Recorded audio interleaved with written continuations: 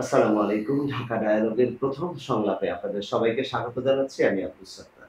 এই ১ বছর পেরিয়ে আমরা জুলাই আগস্ট অভ্যুত্থানের যে চেতনাকে ধারণ করে এই আন্দোলনটি গড়ে উঠেছিল, তার কতটুকু আমাদের প্রাপ্তি?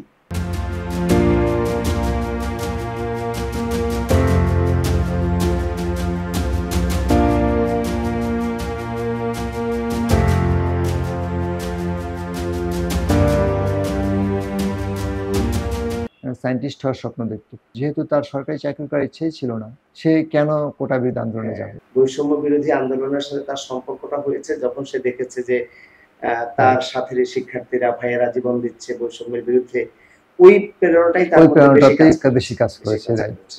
১৬ তারিখ যখন রংপুরে আবু সাঈদ শহীদ হয়, ওই দিনও কিন্তু ফারহান রাজপথে আন্দোলনে ছিল। ওই ভিডিওটা পরের দিন সে ফেসবুকে এটা আপলোড করে।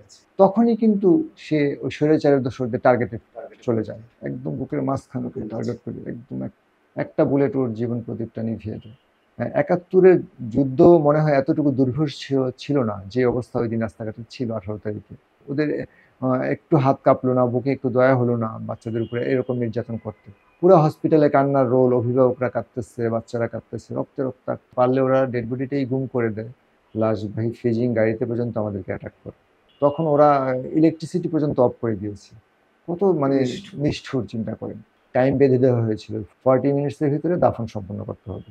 ওদের মনে হয়তো বা আতঙ্ক ছিল যে এই গণজোয়ার যদি আবার বিস্ফোরণ ঘটে।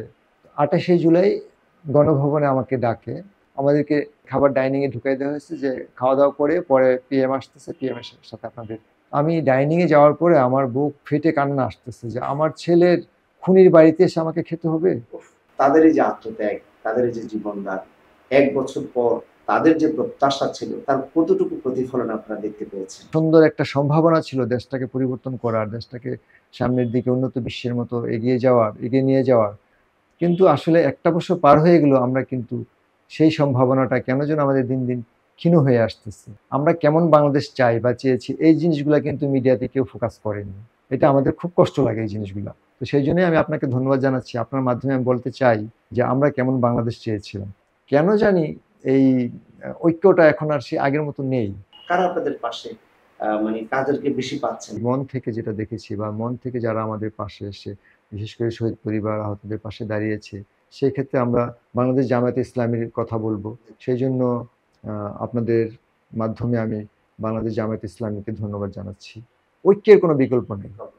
আপনাকে অনেক ধন্যবাদ। আমরাও আশা করছি জুলাই আগস্টের ঐক্যের মাধ্যমে আবার একটি নতুন বাংলাদেশ আমাদের জন্য নিশ্চিত হোক। এই প্রত্যাশা রেখে আজকে এখানে শেষ করছি। আপনাকে ধন্যবাদ। আসসালামু আলাইকুম।